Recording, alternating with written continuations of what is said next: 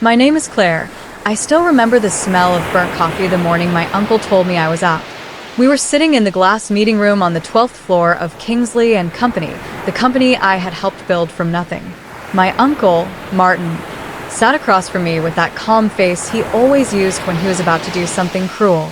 "Claire," he said, his voice soft but sharp, "the board thinks it's best if you take some time off." I stared at him. "Time off? You mean fired?" He smiled like it wasn't personal. "Let's call it a strategic pause." I laughed, but it came out dry. For 10 years, I had handled clients, built our biggest contracts, and held this company together through every storm. And now I was being erased. "You can't just..." He slid a folder across the table. My name was on it. "A mutual separation agreement. We can and we are," he said. Through the glass, I could see my cousin Adrian watching from the hallway. He gave a small smirk before walking away. That was when I knew this wasn't about business. It was about betrayal. And they thought I wouldn't fight back. I packed my things in silence that day. My office overlooked the river, and for years I had watched the sunrise from that window, thinking I was part of something that mattered. Now the walls felt smaller. My framed awards, the photos of our first warehouse, the notebooks full of my ideas, they all felt like memories of someone else's life. When I stepped into the hallway, employees avoided my eyes. Everyone knew, but no one dared to speak. I caught sight of Adrian near the elevators. He looked smug, wearing the same navy suit he'd copied from me years ago. "No hard feelings, right?" he said. I didn't answer. The lobby doors closed behind me with a dull click. I stood on the sidewalk, holding a box of my things, feeling the cold wind bite at my face. I thought of how my uncle had praised me every holiday, how he said I was the daughter he never had. Now I was disposable. I walked to the cafe across the street, ordered black coffee, and sat down. If they thought I'd disappear quietly, they didn't know me at all. I had built that company once, and I could destroy it just as easily. The next week felt like a blur. Every morning, I woke up early out of habit, reaching for my laptop before remembering I had no job to log into. By Wednesday, the numbness had turned to anger. I started digging through old files, emails, contracts, budgets, anything I had saved over the years. Most people in my family underestimated me. They thought I was emotional, soft, someone who led with heart instead of strategy. They were wrong. In my second year at Kingsley and Company, I had built the audit system myself. Every purchase, every transfer, every off-book deal had a trace somewhere. And I still had access to the backup archives, the one stored in a forgotten server I had set up years ago. When I logged in that night, the data was all there, every number, every receipt. That's when I noticed something strange. A string of payments from shell companies linked to Adrian's name. He'd been siphoning money through fake vendors for years. And Martin must have known. My pulse quickened as I scrolled through the files. They hadn't just pushed me out. They'd framed me to cover their own corruption. I didn't sleep that night. I sat at my kitchen table, surrounded by open folders and a half-empty mug of tea gone cold. The numbers didn't lie. The deeper I dug, the worse it got.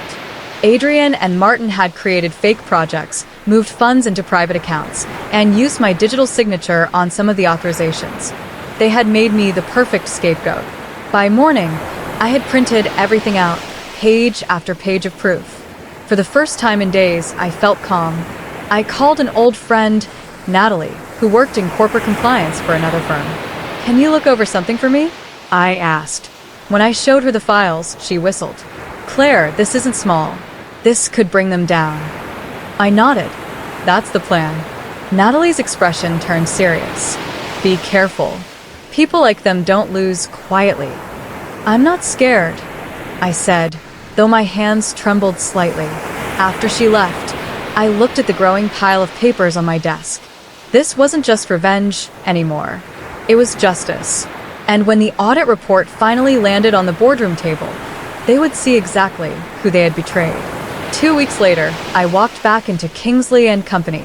Security stopped me at the entrance, but the receptionist recognized me and waved me through. Word travels fast when ghosts return. The board was already meeting on the 12th floor. I could see Martin through the glass wall, calm as ever, probably thinking I was home crying over lost dreams. I waited until the meeting started before opening the door. Every head turned. "Claire?" Martin said, his voice tight. "You can't be here." I placed a thick folder in the center of the table. "I think you'll want to see this."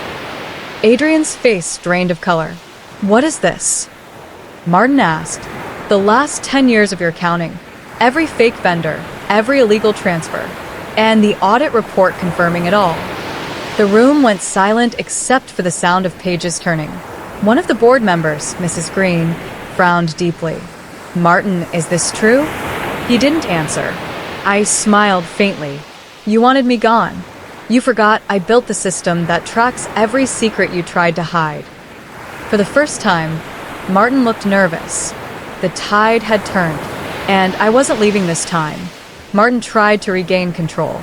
He straightened his tie and said, "This is a misunderstanding.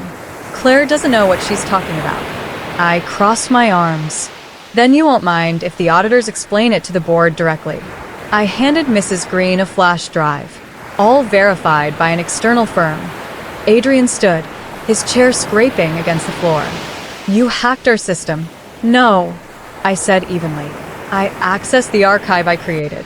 You just forgot it existed." Murmurs filled the room. The quiet power I once felt here came flooding back.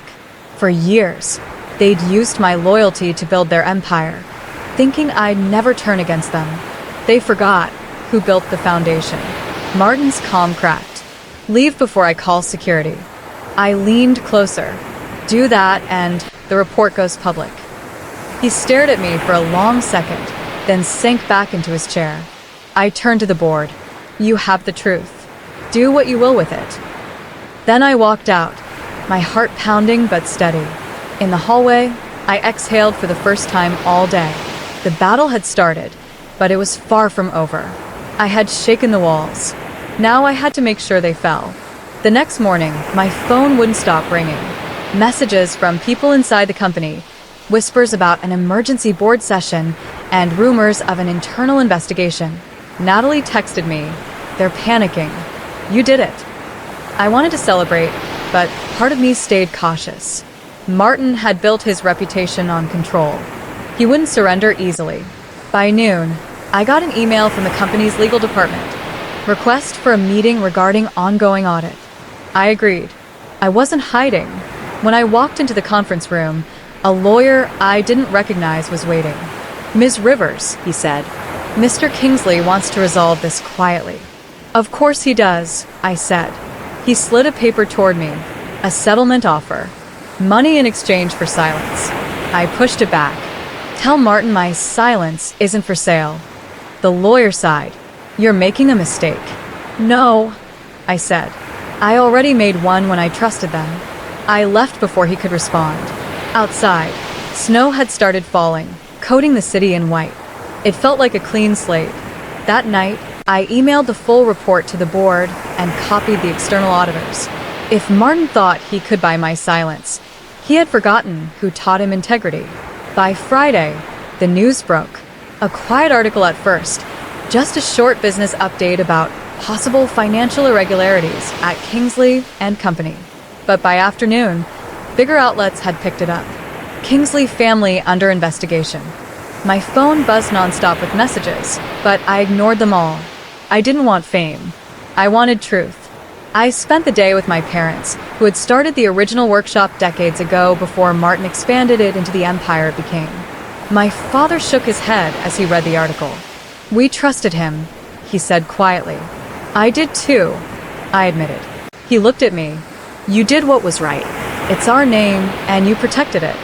That meant more to me than anything. Late that evening, I got a call from an unknown number. It was Adrian. His voice trembled. "Claire, please, you don't know what this is doing to us." "I know exactly what it's doing," I said. "You've ruined everything." "No," I said softly. "You did." He hung up. For the first time in years, I slept peacefully. The storm had started, but I wasn't running from it anymore. I was standing right in the center. The company called for a full audit review. I attended as a witness, not an employee. Watching them squirm from across the table felt surreal. Martin looked older, his confident voice cracking as the auditors presented their findings. Several transactions appear fraudulent. One of them said, funds were moved into personal accounts. When they displayed the evidence, no one spoke. My digital signature appeared again and again, but now, verified as forged. The board chair turned to me. Ms. Rivers, did you authorize these transfers? No, I said clearly. I built the system that recorded them. Martin buried his face in his hands. Adrian tried to speak, but his words stumbled over each other. The auditors announced that law enforcement would be notified. It felt strange watching justice happen in real time. When the meeting ended, Mrs. Green approached me. You could take back your position, you know. I smiled faintly. I don't think I want it anymore. I stepped outside into the winter air, the city lights glimmering on wet pavement. For years, that office had been my whole world. Now it was just another building, and I finally felt free. The investigation dragged on for months. Martin and Adrian were suspended. The board hired a new CEO, someone outside the family. I stayed away from the company, but followed the reports closely. Every week brought a new revelation: missing funds, false contracts, private accounts in foreign banks. Natalie kept me updated. They're calling it one of the biggest internal frauds in the industry, she said. I should have felt vindicated, but mostly I felt tired. One evening, I went back to the old workshop where it all began. The tiny space my father had rented when he was young. The air smelled of wood and oil, just like it used to. I ran my hand over the old tools on the bench. This was where it started. I whispered, before greed ruined it. My father joined me, placing a gentle hand on my shoulder. You brought honor back to our name, Claire. I smiled. For the first time, the word honor didn't feel heavy. The past had taken enough from me. It was time to build something new, this time on my own terms. Spring came slowly that year. I rented a small office near the river, the kind of space that smelled like fresh paint and possibility. I didn't know exactly what I would build yet, only that it would be mine. Natalie stopped by often, bringing coffee and news. You're on every business blog, she said one morning, grinning. Everyone's calling you the whistleblower who saved Kingsley and Company. I didn't save them, I said. I exposed them. She laughed. Same thing. I had started sketching plans for a new consulting firm, a company that would help small businesses grow without losing their integrity. I wanted to do what I once believed Kingsley and Company stood for. Some nights, I still thought about Martin and Adrian. Part of me wondered if they regretted what they did, or if they still blamed me. Then I'd remember the folder sliding across the table that morning, the way they dismissed me like I was nothing, and the doubt would fade. This time, I wasn't chasing approval. I was building something that couldn't be taken from me. A few weeks later, I received a letter. It was from the company's new board chair. Inside was a formal apology, signed and sealed, acknowledging that my termination had been unjust and that my work had been essential to Kingsley and Company as success. They even offered me my old position back with a higher title and salary. I smiled as I read it, but I didn't even hesitate before writing my reply. Thank you, but no. When I hit send, I felt lighter. I didn't need a title to know my worth. Later that day, Natalie brought lunch and teased me. You could have taken the job and made them work for you again. I shook my head. That place will always remind me of betrayal. She nodded, serious now. Then what's next for you? I looked at the whiteboard on my wall where I had scribbled ideas for my new company. Something clean, I said. Something honest. Natalie smiled. Then let's get to work. And just like that, the next chapter of my life began. Not with revenge or fear, but with purpose. We called the new company Riverstone Consulting. It started small, just me, Natalie, and 2 interns who believed in the idea of transparency in business. At first, clients were slow to come. Some were cautious about working with the woman who had brought down a corporate empire. Others came because of it. Every success felt earned. Every mistake felt like a lesson. One evening, after a long day, I stood by the window watching the city lights shimmer on the water. The same skyline I'd once viewed from Kingsley and Company now looked different. less intimidating, more alive. I remembered my uncle's words that last day. You can't win against family. He was wrong. The truth had won. A month later, we signed our first major client, a manufacturing firm that wanted us to review their operations. It wasn't glamorous, but it was honest work. As I filed the signed contract into the cabinet, I realized something simple but powerful. Rebuilding doesn't always mean starting over. Sometimes it means returning to your roots with stronger hands. The trials against Martin and Adrian began that summer. I wasn't required to testify, but I did anyway. I wanted to look them in the eye one last time. When I entered the courtroom, Martin avoided my gaze, but Adrian didn't. His eyes were filled with something between regret and anger. The judge asked me to describe my role at the company and how I discovered the fraud. I spoke calmly, sticking to the facts. When I finished, the prosecutor thanked me. Martin's lawyer didn't ask any questions. Afterward, outside the courthouse, Adrian approached me. "Claire," he said quietly. I didn't mean for it to go that far. I looked at him. "You forged my name." He swallowed hard. "I thought I could fix it before anyone found out. But you didn't," I said. "And now you have to live with that." He nodded, eyes down. For the first time, I saw the boy I'd grown up with, not the man who betrayed me. As I walked away, I didn't feel angry anymore, just sad that greed had stolen so much from all of us. By autumn, the trials were over. Martin received 5 years for embezzlement and fraud. Adrian got 2. It didn't feel like victory, just closure. People often asked me if I hated them. The truth was I didn't. Hate is heavy, and I had carried enough weight already. Riverstone was growing fast. We had 5 new clients, a small office team, and even a waiting list. Natalie said we were turning into what Kingsley and Company could have been if greed hadn't taken over. One evening, as I was leaving the office, I found a small package on my desk. Inside was my old nameplate from Kingsley and Company, Claire Rivers, Operations Director. No note, no explanation. I smiled and placed it on my new shelf, not as a reminder of pain, but of how far I had come. The past had tried to erase me. Instead, it became the reason I found myself again. Outside, the city lights shimmered through the window, and for the first time in years, I truly felt at peace. Winter returned, and with it came something I hadn't expected: recognition. A national magazine published a feature on business transparency, and my story was part of it. The headline read, "The Woman Who Brought Down a Corporate Giant." I laughed when I saw it. Fame had never been my goal, but I couldn't deny it felt good to be seen for the truth. Natalie joked that we should frame the article. "You're officially a hero now," she said. "I'm just someone who refused to stay quiet," I replied. But deep down, I felt proud.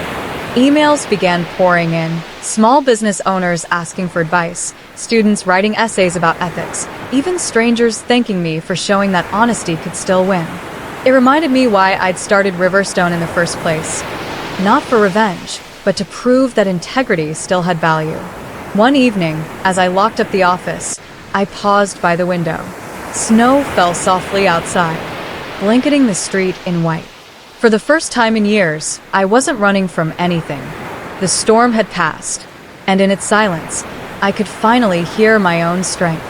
A few weeks later, I got an unexpected letter from Martin. It came from prison, neat handwriting on lined paper. He wrote, "Claire, I don't expect forgiveness, but I want you to know I understand now what I did. You were the best thing that ever happened to this family business, and I destroyed it." I read the letter twice. There was no anger in his words, only regret.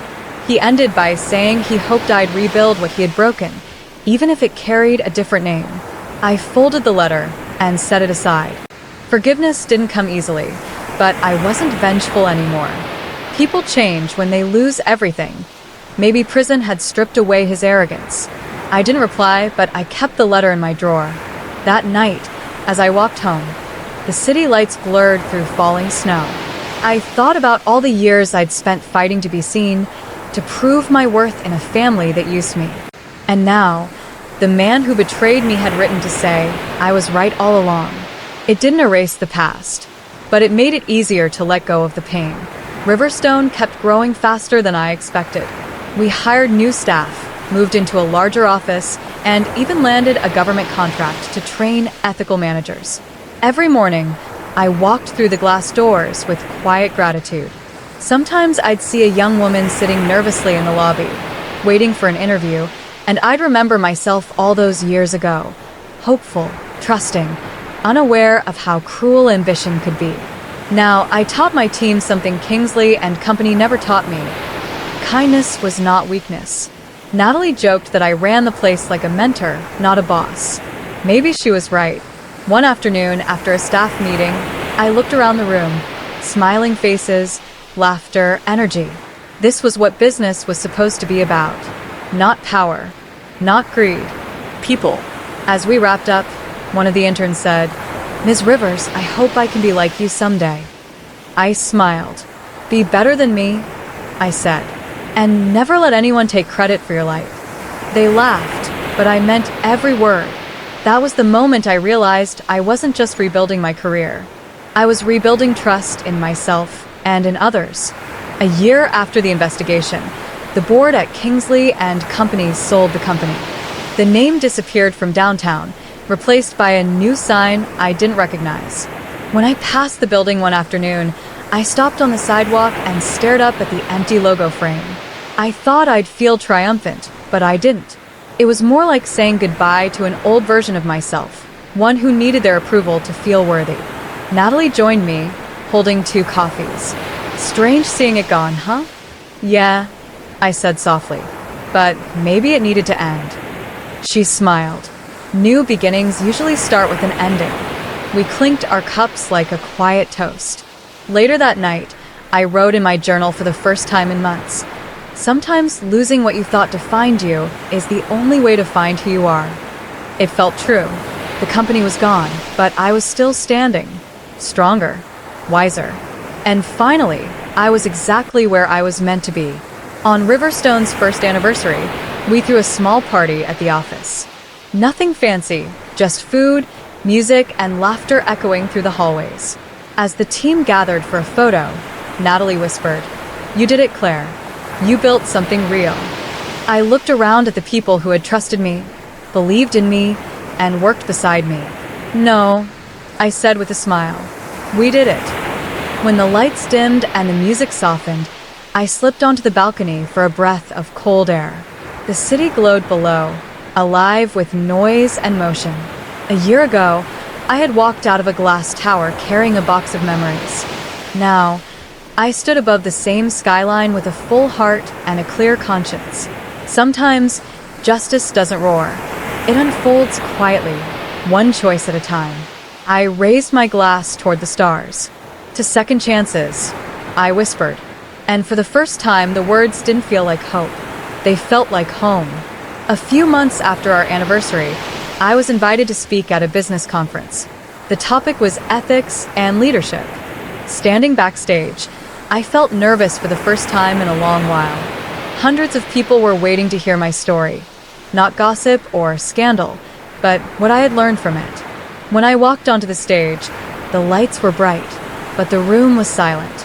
I told them about the early days, about trust, betrayal, and how power can twist even the best intentions.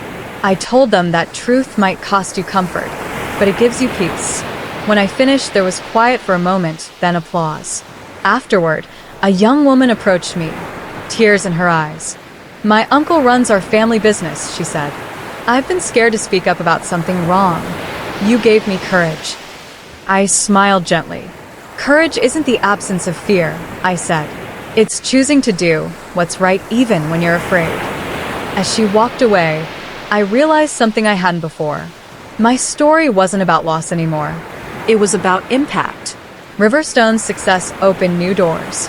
We began working with schools, teaching young entrepreneurs how to build businesses rooted in honesty. I loved seeing students light up when they realized integrity wasn't just a word, it was a way to lead. One afternoon, Natalie handed me a thick envelope. "It's from the State Business Council," she said. Inside was an award nomination, Outstanding Ethical Leadership. I laughed softly. The universe really has a sense of humor. The night of the ceremony, I stood on the stage again, holding the small glass plaque they'd given me. In the crowd, I spotted my parents, both smiling proudly. My father's eyes were wet with tears. When I looked down at the award, I didn't see glory. I saw everything it had cost to earn it. The nights of doubt, the loneliness, the fear. And I knew I'd choose it all again. Later, my mother hugged me tightly. "You've turned pain into purpose," she said. Maybe that was the real reward, not the applause, but knowing that I had rebuilt my life on truth, and it had held steady. A year later, Adrian was released early for good behavior. He called me one evening, his voice uncertain. "I understand if you don't want to talk," he said. I stayed silent for a moment, then replied, "People make choices, Adrian. What matters is what they do next." He told me he wanted to start over, maybe open a small firm far from the city.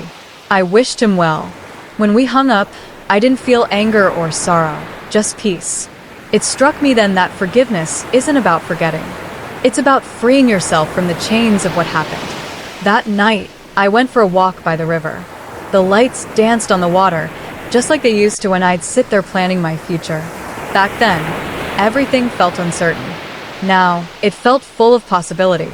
Maybe life wasn't about holding on or letting go.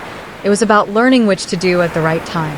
As the wind brushed my hair, I whispered to the night, "I forgive you." And I meant it. Riverstone continued to thrive. We opened branches in 2 other cities and partnered with global firms that wanted to adopt our transparency model. Sometimes I'd walk through the office and listen to the laughter, the hum of teamwork, the sound of something genuine growing. Natalie once said, "You built more than a company. You built a movement." I didn't know about that, but I knew I'd built something I could believe in. One morning, I arrived early and found a note on my desk from one of our interns. "Thank you for showing me that success doesn't have to come from stepping on others. It can come from lifting them up." I smiled, tucking the note into my journal. It reminded me why I'd started all this. Not for revenge, not even for justice, but to prove that honesty could stand tall in a world built on shortcuts. And it had. When people asked how I stayed strong, I always said the same thing. I didn't stay strong. I rebuilt every time I broke, and that made me unshakable. Years later, I visited the old workshop again. Dust covered the shelves, but the sunlight poured through the cracked windows just like before. I ran my hand over the old wooden table where it had all begun. The table where my father dreamed, where I first learned what hard work meant. So much had changed since then, but the roots were still there. I sat down, closed my eyes, and breathed in the smell of sawdust and history. I thought of everything that had happened, the betrayal, the fall, the rebuilding. If someone had told me back then that losing everything would lead me here, I wouldn't have believed them. But it did. Life had taken me apart piece by piece only to rebuild me stronger. As I stood to leave, I whispered to the quiet room, "Thank you." Outside, the sun was rising, painting the sky gold. I walked away without looking back, because sometimes the best endings aren't about revenge or victory. They're about peace. And I had finally found mine.